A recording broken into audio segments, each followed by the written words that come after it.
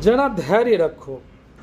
आसान होने से पहले दुनिया में हर चीज़ मुश्किल होता है।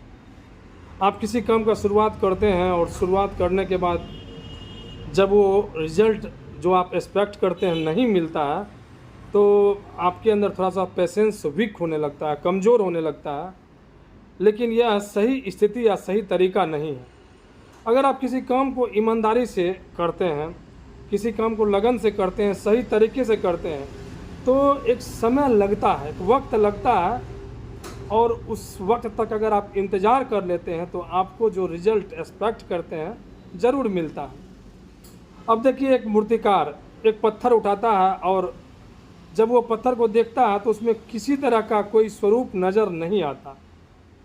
फिर वह उसको स्वरूप देने के लिए जब हथौड़े छेने से उसको छाँटने काटने लगता है, अगर वह कुछ घंटे कटाई छटाई के बाद उस पत्थर को देखे और उसको रिजल्ट नहीं मिले, उस तरह का स्वरूप जो वह देखना चाहता है, मूर्त वो दिखाई नहीं पड़े और वो छोड़ दे, पैसेंस धैर्य छोड़ दे, तो उससे मूर्त कभी बन नहीं पाएगी। लेकिन वो लगातार उस पत्थर की छटाई करता है।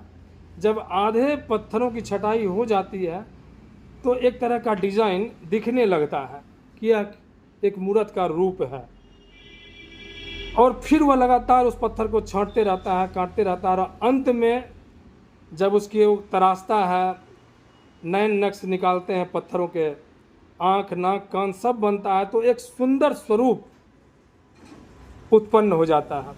फिर उसकी मेहनत रंग लाती है। फिर उसे लगता है कि मैंने जो इतना प्रयास किया अभी उसका सही परिणाम सामने आया।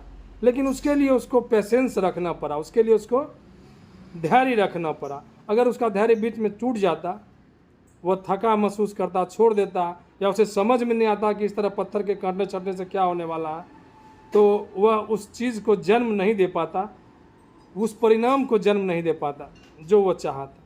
उसी तरह जो भी आप करते हैं तो उसको ईमानदारी से, लगन से, मेहनत से और सही तरीके से कीजिए और पेशेंस रखिए, धैर्य रखिए। एक टाइम आएगा जो आपको आपके एक्सपेक्टेशन के अनुसार रिजल्ट मिलेगा। यही है पेशेंस का, यही है धैर्य की असलियत।